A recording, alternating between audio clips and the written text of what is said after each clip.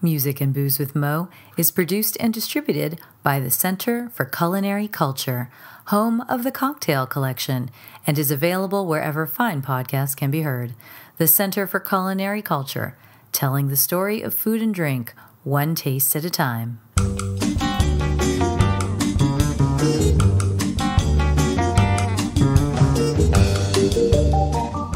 Welcome to Music and Booze with Mo. I'm Mo Herms, and I've worked in the music industry most of my life, so have met some pretty amazing musicians over the years. I also love a good cocktail, and I've encountered some really interesting bartenders as well. It seems that there's a lot of crossover, so when I can, I like to talk to musicians and bartenders about music and booze. Join us at the bar, won't you?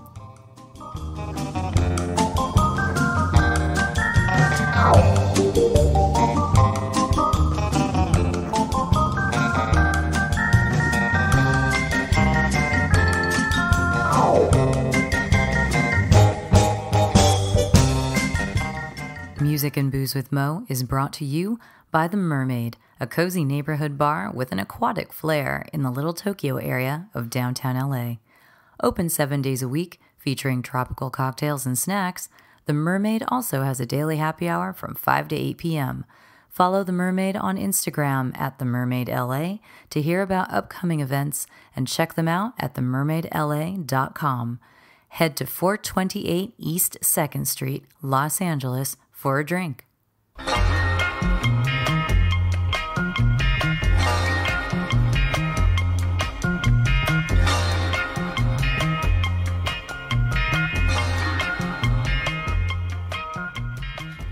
Today we have not one guest, but two, Dr. Nicola Nice and TJ River. The two of them bring a deep, extensive knowledge and background in marketing and sociology. And what they did with that was create Pomp and Whimsy. It is a brand that brings us a delicious gin liqueur.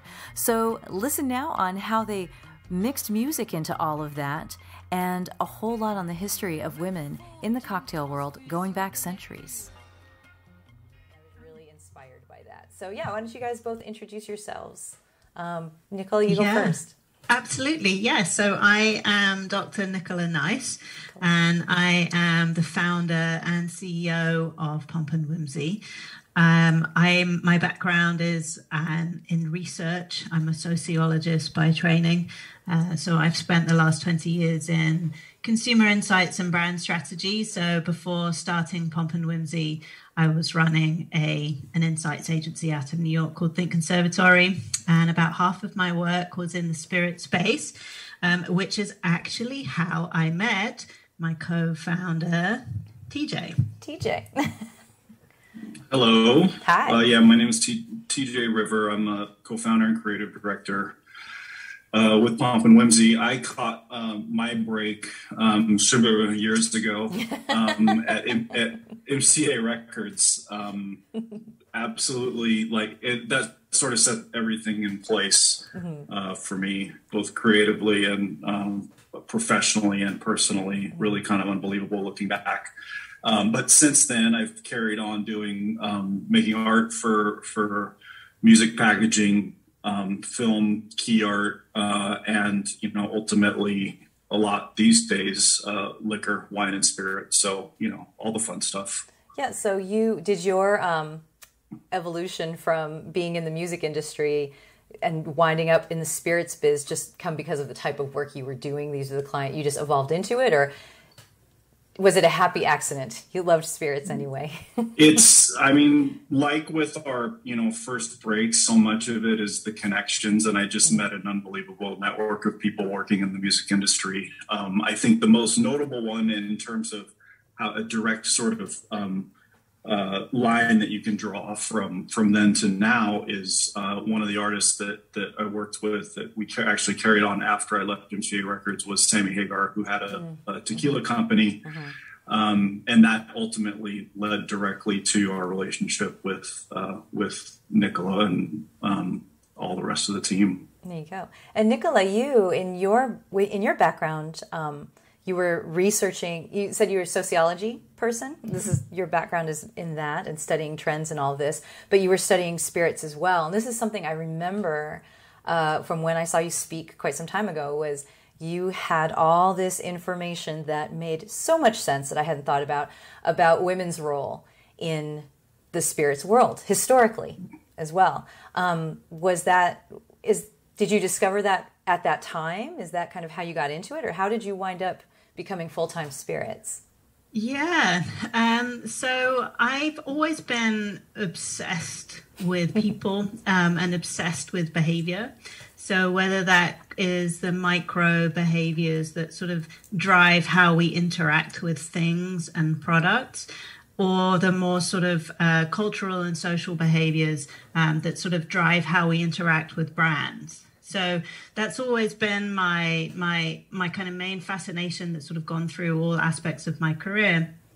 And as I was running my agency, at the same time as sort of all of this brand work and this sociological and anthropological work, I also really developed an interest and an expertise in what I would describe as gender dynamics in marketing. Mm-hmm. So when I wasn't working in spirits, I was working a lot in the field of fashion and beauty and personal care. And it's much like TJ says, I think, often your interest is sort of driven a little bit by happenstance and what sort of falls into your lap. And then your passions kind of take over the things that, you continue and you drive through with.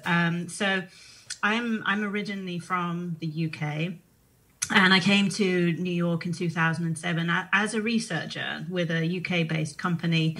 Mm-hmm. And in landing in New York City, not only was I at this sort of pivotal point in my career where I was building a business and, really going places there, but I also discovered this city and its incredible hospitality culture. And through that, discovered the cocktail. And to me, coming from the UK, where we drink gin and tonics and you maybe drink martinis, but it's not really quite the same culture. The cocktail was born in the US. That sort of parallel interest, I think, is what really directed me ultimately into going full time into the spirits industry. But with regards to gender specifically, when working in sort of fashion and personal care and beauty, and then pivoting over to the work that we'd be doing in spirits, it just always struck me the way the female consumer is very underrepresented by the brand and marketing landscape. And that's not supported by the data on female consumption, right? So this was always something that as a woman, it bothered me, right? Why are there no brands that really speak to me as a woman, and the ones that are there sort of talk down to me and put my needs in terms of calorie or diet or sexiness or bored housewife or whatever we want to call it. And then obviously as an academic, I was like, wait, is there some sort of law here that I don't know about? Is there some sort of unwritten rule that says you can't market spirits to women, that we shouldn't be doing this? And then, of course, as an entrepreneur by that point, I just felt like, well, there's a lot of money being left on the table by not taking this consumer seriously. Mm-hmm.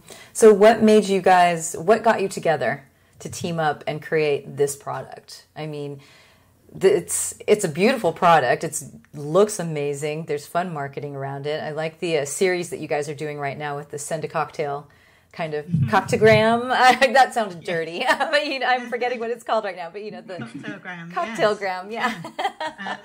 So TJ and I were working on parallel coasts, and we came together.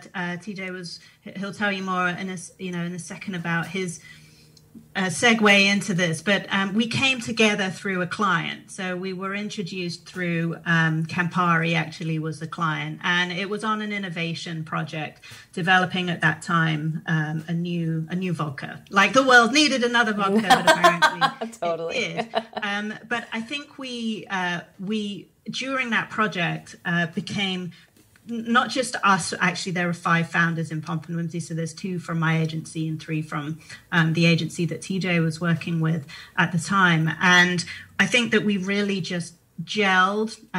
We gelled intellectually, we gelled professionally, and the more work we started doing together, this one project then led to more and more and more together. Of course, we became good friends and big admirers, I think, of each other's work. And so as we had this sort of mutual interest in the space, at some point the conversation sort of came around where, you know, we're doing all of this great work, we're producing all of these great ideas, we don't get to see them all the way to fruition.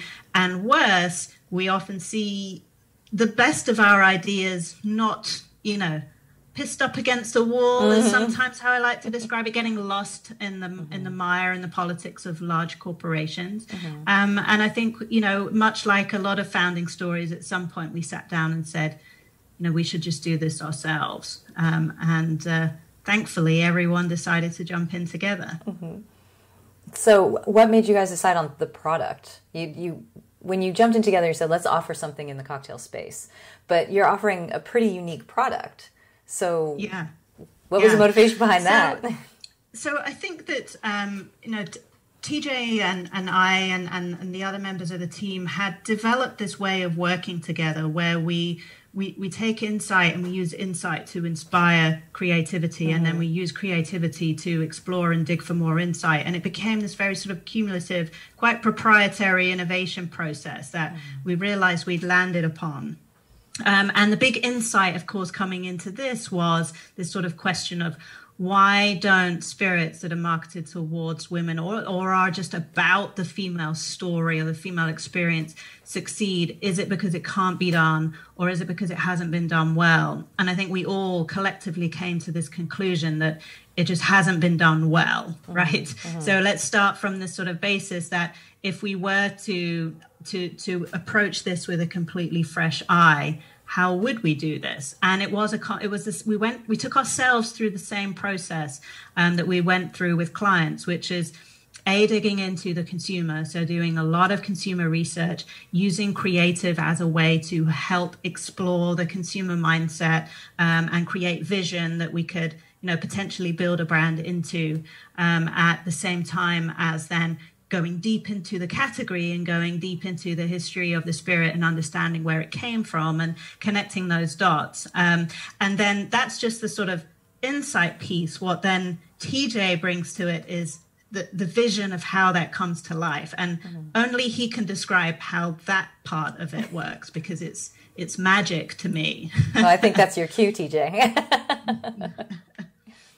I don't know if I can explain it. Actually, I just, you know, I pray and I say thank you for the creative gifts. How do you explain creativity? I don't know. It's that crazy. Is true. That is true. Well, what made you guys decide on a gin liqueur? You know, I think that's what you launched with, right? Was the gin liqueur. So, I mean, it came from the research, right? Okay. So you just felt there aren't any good gin liqueurs out there, or gin liqueur is a kind of a safer, easier way, a gentle way to get out into this market or something. It's not a frightening... Yeah. we felt like we knew the white spirit space very well. So a lot of the work that we'd been doing together was in, as I mentioned earlier, in the field of vodka. So we knew that space we knew very well. So we knew what the sort of... design rules were at the same time as what the consumer rules were and the category rules were. And in doing that work... and speaking with a lot of consumers, we would have a lot of discussions about ideal, right? We'd have a lot of discussions about what's missing. What does your ideal white spirit look like? And it was in those discussions with consumers that this idea of this lightly botanically infused spirit that could be sipped straight, that was, you know, amazing in a simple serve with bubbles, or could be the basis of a, you know, really lovely but simple cocktail. And that's when we'd sort of stop the conversation and say, well, really what you're describing there is gin. That really what gin is, it's a botanically infused white spirit, etc. And at which point we would get pushback from consumers who would say, well, I don't like gin. You know, gin is my uncle's drink, or gin tastes like Christmas trees, or, I had a bad experience with it in college, or it messes me up. Or and we realize that there's a cognitive dissonance going on between what gin sounds like as a concept and what it tastes like if you've never had it before and just heard that concept. It's not, the two don't necessarily match up. And then, as I said, the second piece of this was digging back into the category, the history of the category itself. And, you know, I always knew growing up in the UK that gin had this sort of slang association of mother's ruin, right? And people would joke about that. But what I didn't realize was that the term mother's ruin actually kind of came out of propaganda that was intended to really subjugate the female consumption of the spirit at the time. And before that happened, gin was actually known as mother gin, and it was a slightly different association. So as we dug more and more into what gin used to be, and especially around this time when women were making it, they were drinking it, you know, they were creating their own rules around it, we discovered that, hey, the style of gin was also different, right? So people were sweetening it, and they were infusing it, and they were adding bitters to it. And they were often buying these ready prepared gins that were called gin cordials. So kind of putting two and two together, like, okay, maybe we can bring back this lost style. Maybe we can update it for this modern consumer in a way that she would want to consume it today. And maybe we can tie all of this together with this mission of just writing women back into the story. And so that's sort of how the whole thing came together. I love that. It's a very educational approach. Oh, yeah, TJ? I was just going to say, you know, there's a common thread in a lot of what Nicola is saying, and there's a lot of listening and observing and trying things. And, you know, that's a thread that goes through to things on the creative side too. And, you know, it almost to the point that when it came time, I think we had Nicola, you know, and had a pretty good idea of what we wanted this to kind of taste like and do functionally, but a lot of it became about setting a mood and approaching it that way. And, you know, how that kind of translates from a brand perspective is, you know, setting the stage and sort of making a comfortable environment. The water's warm, you know, so all those preconceived things around gin, or, you know, where you might be a little bit uncomfortable, we're trying to show, you know, through visuals and our messaging and everything that, hey, this is, you know, the water's fine. Come on in. Well, speaking of the visuals and the messaging and such, one of the things I noticed about your brand some time ago was the playlist aspect of it. That I want to say monthly, you guys promote that, hey, here's our latest tunes that, you know, to sip along with while you're trying the cordial and everything. And that's something I always talk with people about. Like, what are you listening to while you're having that drink? What are you fixing up? What is your mood music and all of that? So was that you, TJ, that started that music side of things? Yeah, I think initially, like with a lot of this, I have to give my wife some credit for it too. But you know, a lot of it goes back to those days at MC Records where I cut my teeth. Because that was sort of the table setting for this, you know, relatively abstract idea of pairing, or, you know, trying to show what a sound music looks like. You know, it's a pretty abstract thing. I mean, I'm by no means a scholar on the subject, and there's some science behind it. I think there's some you know, sociological aspects to it too, and pop and culture, how all that plays into, you know, the things that we associate with sound. But you know, this in a way was that in reverse. And I think that you know, I think another inspiration is, you know, we're kind of in a golden age of television here, and taking a lot of kind of inspiration from just awesome needle drops in so much of what these great, you know, music producers are bringing into TV shows and whatnot. But so, and the wife angle too, she worked at Anthropology for a stretch. And when we talk about, you know, brands that encapsulate, you know, a mood, a vibe, a place, I mean, they're very well known for setting that in their stores. And they also have their own streaming playlists as well. So there was sort of an original point of inspiration. And there was, so music, like stylistically, if I had to sort of put an underline on one specific thing, one way to describe it is just sort of, this was our jumping off point, you know, like with so much of the brand, there's a lot that we can do with it. But French pop kept coming up time and time again. Interesting. In these different places. And I think the thread there is, if you think about, our drinker, she is stylish. A lot about what you think about when you think about French. You think about French pop. She's stylish. She's put together. She clearly knows her stuff. But there's a sort of effortless about her. She doesn't take herself too seriously, right? And so that's something that we go back to a lot with Pomp and Whimsy, is that duality of things, and not so much a duality, but how those things are working together. And that, with that as a starting point, it's like, well, I mean, so much of this sentiment crosses cultural boundaries, music boundaries, and like, you can find that vibe, what you're looking for, pretty much anywhere. So with the help of the sort of stuff I was exposed to, the people that turned me on to things, and then of course you have to give credit these days to the algorithms of these places, because it makes it so much easier than having to dig through records. Once you sort of start on the thread, then you can lean a bit more on the things that and the observations we've had, and the things that we've heard, and start to see how these things kind of come together. Yeah, the algorithms can help you go down a rabbit hole for sure. So I love the French pop thing. And then I have to ask you, what era French pop? Because are we going like 60s French pop, or is still even modern? Yeah, for sure. 60s France Gall and Brigitte Bardot and François Hardy. The really chic ones. Probably. Laisse tomber les filles, un jour c'est toi qu'on le sera. Laisse tomber les filles, un jour c'est toi qui pleureras. Non, pour te plaindre il n'y aura personne d'autre que toi, Alors tu te rappelleras tout ce que je te dis là,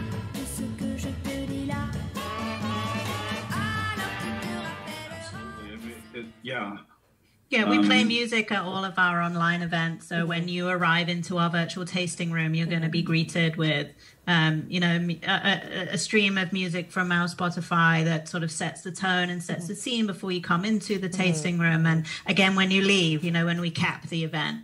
And as TJ said, as we go back into more live and in-person events, I think music will always be important. A part of it. Well, Nicola, I wanted to ask you a bit more about...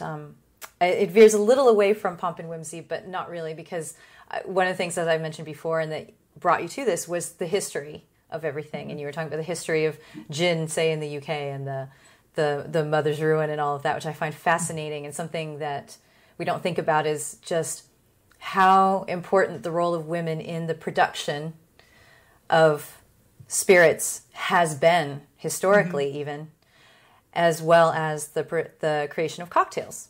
Like, say in the 50s and 40s and all of that kind of stuff. So was there a particular story or anything that kind of turned you to, I need to make this more of my life, not just seeing the cocktail world in New York, but anything that you learned where you're like, I need to be a part of this. I'm going to make myself part of this history as well. Yeah, I mean, I think, once you're a researcher, you're always a researcher, right? So it is one of those mindsets and skills that you develop that means that you never do anything just because. You always want to learn and understand and get insight first.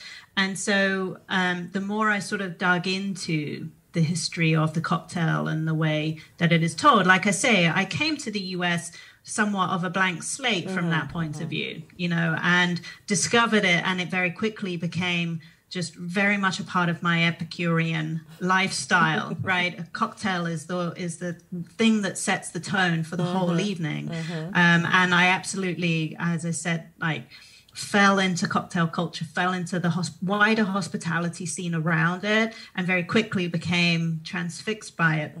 But the more I sort of dug into the history of it, the more I felt like it had been written from a very one-sided point of view. So, when you read contemporary books on the history of the cocktail. It's very much told from the point of view of the bartender. And, 99% of the time, those bartenders were male, and so were their patrons. And so, yes, that is a very important part of the cocktail history. But just like with any history where women are shut out of the conversation, it makes you wonder, well, what were they doing?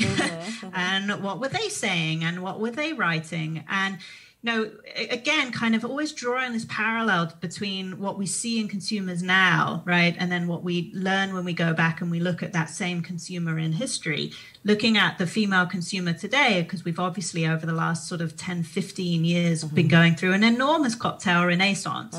And again, it's easy to think that renaissance has been driven by bars and has been driven by bartenders. But of course, if it wasn't for all the cocktails that were being made in the home, then it would never have gone mainstream. And that's exactly what happened 100 years ago after Prohibition. You mentioned the 40s and the 50s as a cocktail went mainstream after Prohibition. It was really the women and the hostesses and their role as the chief entertainer of the home who really drove that popularity. And if it wasn't for women mixing cocktails and having cocktail parties, we wouldn't have things like cocktail dresses and cocktail tables and cocktail napkins and all the things that go around a cocktail to make an event out of it. I think that when we go to a bar, we go for the theater and the knowledge of the bartender. But when we go to someone's home, we go for the warmth and the hospitality of the host or the hostess and what she brings to that.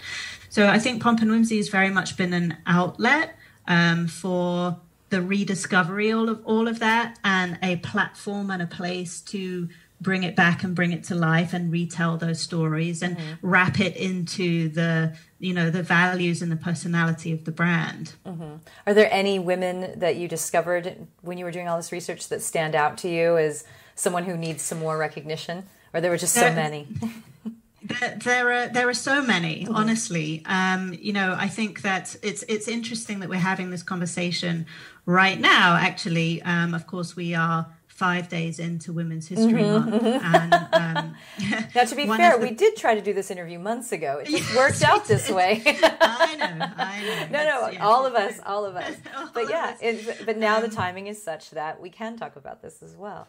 Yes, well, one of the projects that we've been working on actually for Women's History Month, which will be coming live inside the next week or so, is a bibliography of books and references written by women from the birth of the cocktail. So from the early 1800s all the way through to and up to and including Prohibition. We've stopped the project temporarily for there. We then intend to sort of go into mid-century at a later date. But we have right now, TJ, 33 works. I think that, and one of the things that I was very conscious of is every time I tried to search for, cocktail books written by women or women in the history of the cocktail, I couldn't find one resource that told me, so I could go to cooking history websites, and I could go to bartending websites, and I could go to different libraries, but I couldn't find one resource that pulled together all of the impact that women have had. And I would say within that, if we were to talk about specific women, first of all, I think we sort of have to talk about the genres of book that were influential, right? So when we talk about the history of bartending, it's very easy to see that there are certain celebrity bartenders who have written, the definitive guide that has then gone on to influence generations of bartender. But women in the home were not necessarily the audience for those books, and yet they were mixing drinks. Punches and cups and cobblers were around before Jerry Thomas was making them, for example. And so we were really looking for, we weren't trying to be forensic historians and say, well, who really invented it? We were just trying to understand, well, who may have influenced the women of the time, and what might have influenced what people were drinking in the home. And that's when we sort of discovered these different books. So you have cooking books, those date back to the first truly American cooking book was in around the 1820s, and Mary Randolph was the name of the writer. And in her book, you're going to see recipes for punches and things like possets and things like that. And then you have another genre of cocktail of recipe books that have recipes in them that were more sort of household management guides. So cooking and making drinks was very much part of how a wife was expected, one of the things she should know, right, in running a household. And then we have our etiquette guides and the right way as a lady to know how to host your guests. We have our entertaining guides, and then later on we even have our beverage guides and our drinks manuals. So it kind of runs the gamut. But yeah, in the course of this research, there are so many women who every time you sort of dig into them, each of their stories becomes really, really fascinating. I think that probably the most influential cookery and household writer in the US, who wrote extensively on not just drinks, but every aspect of running the household. And the reason why she is influential is because she sold so many copies of her book, was Eliza Leslie. So if you go and you look at Eliza Leslie's work, you're going to get a really good understanding of how women were using alcohol in the home, and the different, not just mixed drinks they were making, but brandies and liqueurs and wines and shrubs and all the things that we now use to make great cocktails. It's fascinating. And I know I've read somewhere about even further back than the 1800s, how often there would be one woman who was responsible for making like the village's beer, or for the moonshine, whichever version it was at that time, and then everyone went to that person to get their allotment of liquor, and it was the female doing it. And then you have in the 20th century, I'm trying to remember, I believe it's something like, it wasn't until like 1972 that a woman could even work behind the bar, unless she was related to the owner or owned the bar themselves, which is wild to think about. It's not that long ago. It wasn't that long ago at all. That and you could only be like a hostess or a server, but you couldn't mix the drinks. A female could not mix the drinks. TJ, I like how you're just sitting there, just nodding, like, oh, it's crazy. All the stuff that you've learned during the process of this, and I think, there you are, unmuted. How has this been for you? I mean, obviously, it's been a learning process for you. You came from the music industry, and I've worked in the music industry for a long time. You can see on my rock and roll posters behind me. But both spirits and music have been very male-centric for such a long time. I've felt pretty fortunate that most of my couple decades in the music industry, I haven't really dealt with too much awfulness. It was kind of the more old-school gentlemen that would have the old school attitudes. But for you, transitioning, TJ, from kind of a music-centric world into a spirit-centric world, and a pretty female one at that, what you've gone into, how's that been for you, that experience? I think there's a thread there as well, and it's really, I think the number one thing as a creative and as a designer, as a creative director, the number one thing I have grown to learn and understand is that I'm not making things for me, that's number one. And I think as soon as you sort of start into anything from that perspective, when you're trying to make something, it sort of, squarely puts you in that position of, like, again, observing and listening, and just sort of seeing, there's no bad input, just having a very open, collaborative, environment. And then, it's been cool because it's like making these things and, seeing people connect with them who, have things that they've been missing or, on any level, like there's a power in that, to be able to deliver something to that. It is great. And inspiring, and it also kind of helps in taking it out of myself and putting it in that perspective. So well, then I'll ask you guys the question that I ask everyone pretty much at some point, and it would be, what are you sipping at home and what are you listening to while you sip? And I can see, TJ, behind you, a bottle of Pomp and Whimsy sitting there looking lovely. And I'm like, are you sipping on that? And if so, what are you listening to? You're the music one, so you probably should answer this question first. I am, but it's you don't kind have to of be drinking strange that. times, and working from home and yeah. all of that. I am kind of ashamed to admit, but hey, we change and think times are different. I listen to way more podcasts. Are you? than I did before, which before I wasn't able to, but I think now just sort of having that voice, and most of the time it's just background stuff, so that I can sort of process and think about what I'm doing. But there's one artist in particular lately, Angel Olsen, is somebody that I'm always falling back to. Yeah, and the cool thing about her is that she has things that fit all the moods. She has the somber moods, and she also has the stuff where she's sort of crank things up a bit, and stuff's a little. We've actually been able to kind of feature some of her stuff that is a little more danceable, a little more fun. And then in terms of what I'm sipping, I mean, it's been a relatively dry start to the year, generally speaking, but the pomp does fit in nicely to that, just the lower alcohol stuff. And, other than that, it's just, a glass of wine occasionally. And, a lot of just drinking stuff neat, very non-fussy, and why we even want to mix something a lot of the times. It's taking the Pomp and Whimsy and just pairing it with, another spirit if I want something, and it, that does a lot of the work for us. So yeah. Nicola, what about you? Yeah, so I mean, I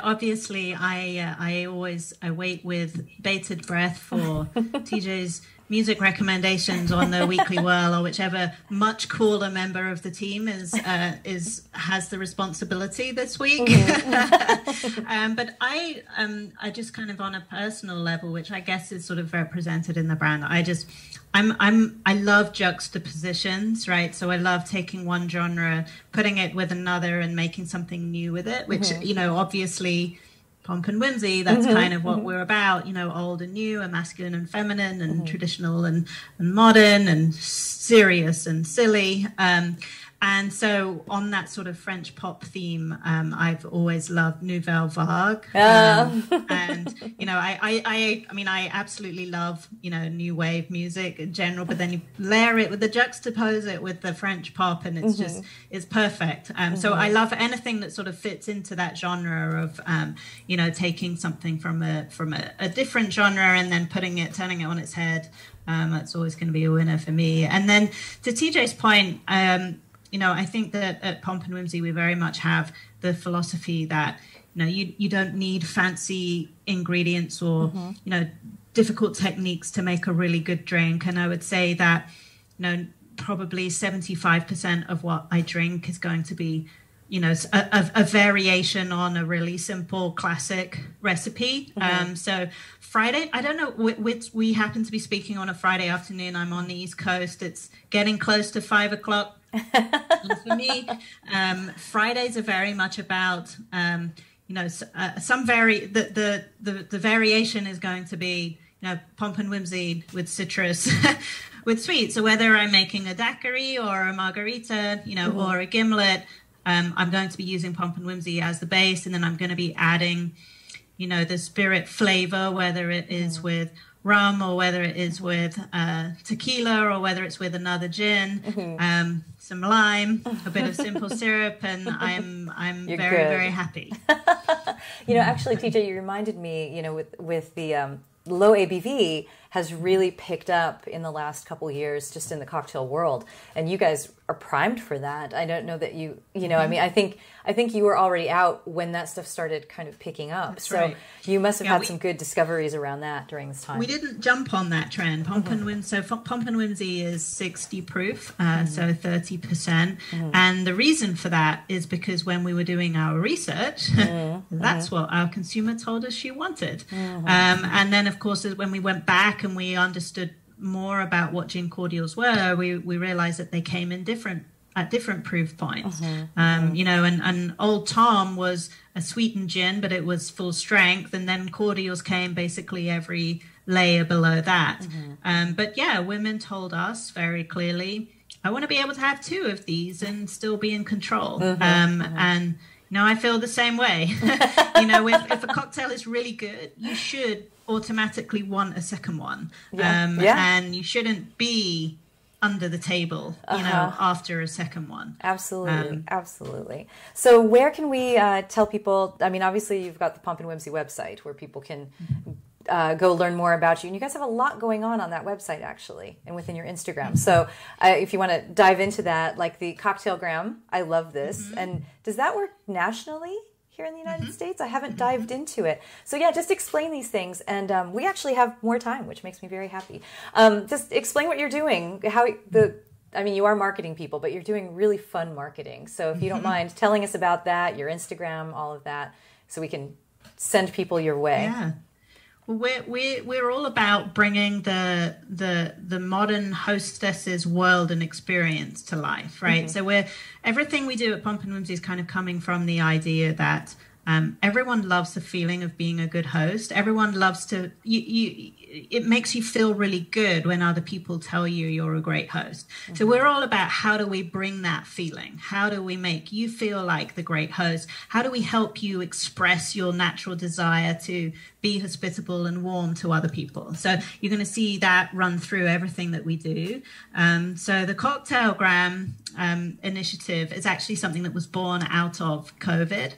So it was born during a time when we weren't all able to see each other, and yet we were wanting to connect and express sentiments, and maybe we were having remote happy hours and we all adopted Zoom and what have you. So the Cocktailgram was a digital way that you could create a cocktail for someone and send it to them with a toast to tell them that you're thinking about them and to invite them to a drink with you.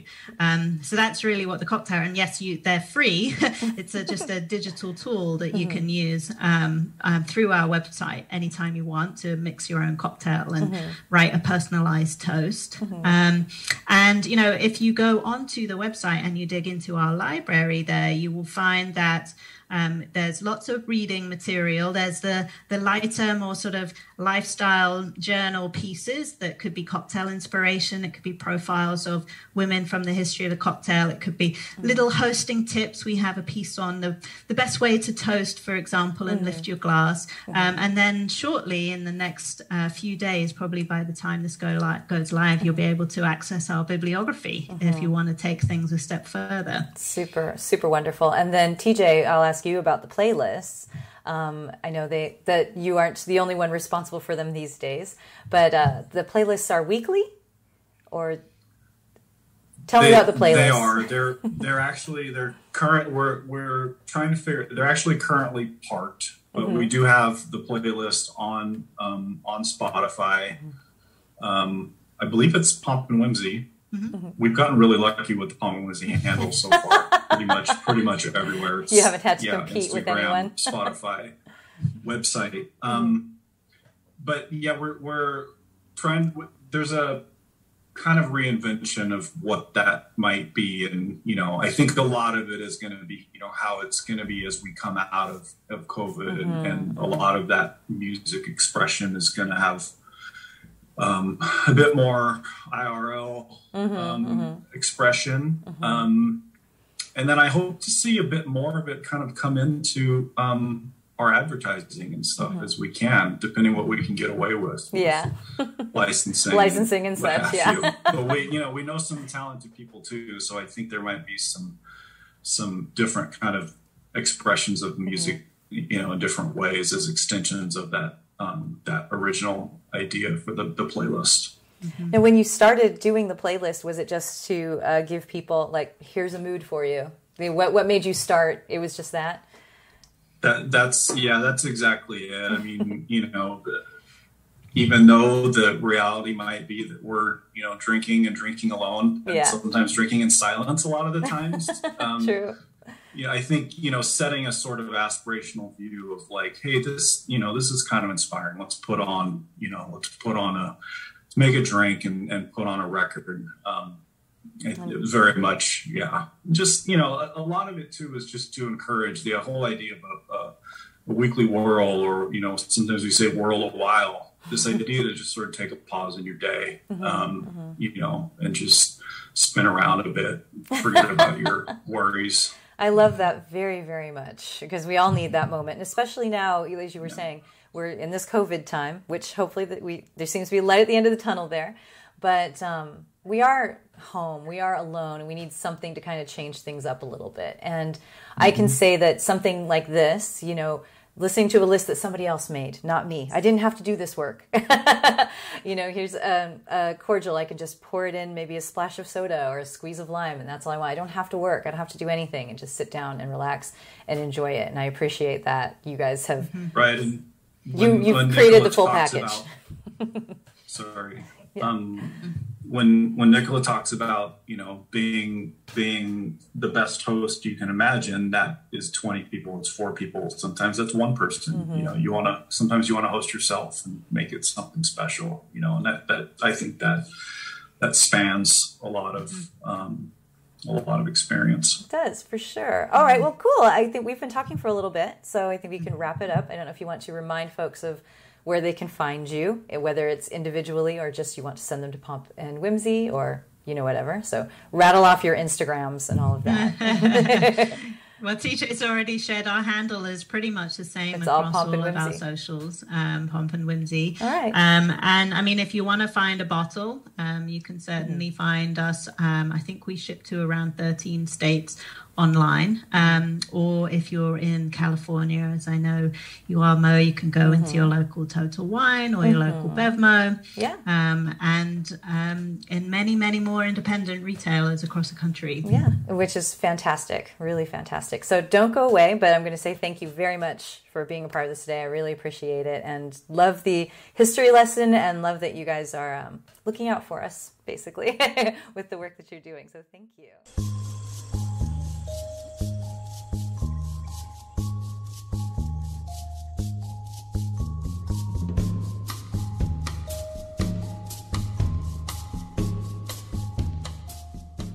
So as you heard, they have many profiles: Instagram at Pomp and Whimsy, Spotify at Pomp and Whimsy. They have quite a few playlists there for you to dig through. And of course, the website where they have that bibliography that, as of this recording, is live. And I really can't wait to dig into it. I need to make some special time just to sit there and read all of the cool stuff that they have listed there. So check all of that out. Enjoy it. Have fun. Find some Pomp and Whimsy when you can. It's a really nice alternative to just some of the hard spirits that you can get used to drinking. It's so lovely. I want it to be summer already so that I can just sit outside with one sip of that, some ice, maybe a little splash of orange or something. Now I'm just fantasizing. Thank you so much, Nicola and TJ, for being on the podcast.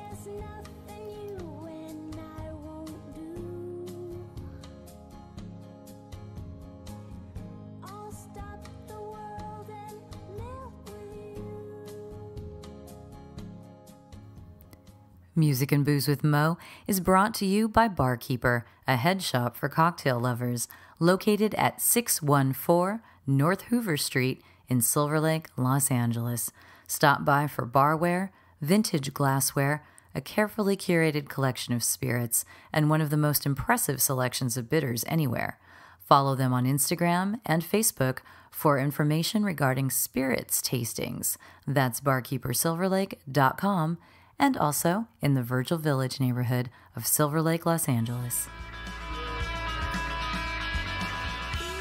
Thank you for tuning in to our barroom chats on Music and Booze with Mo. For more info about today's guest, or if you want to connect with me, check out my Facebook page, Mo Herms. Please subscribe to the podcast and feel free to tell all your friends about it. While you're there, give the show a rating and a review. It really helps to get the word out. If you want to hear the playlists our guests have curated, search She Be Mo on Spotify, SHEBMO. Find pictures of the interviewees and the cool stuff they create on the Music and Booze with Mo Instagram account. Lower your expectations and join us at the bar. Till next time, cheers.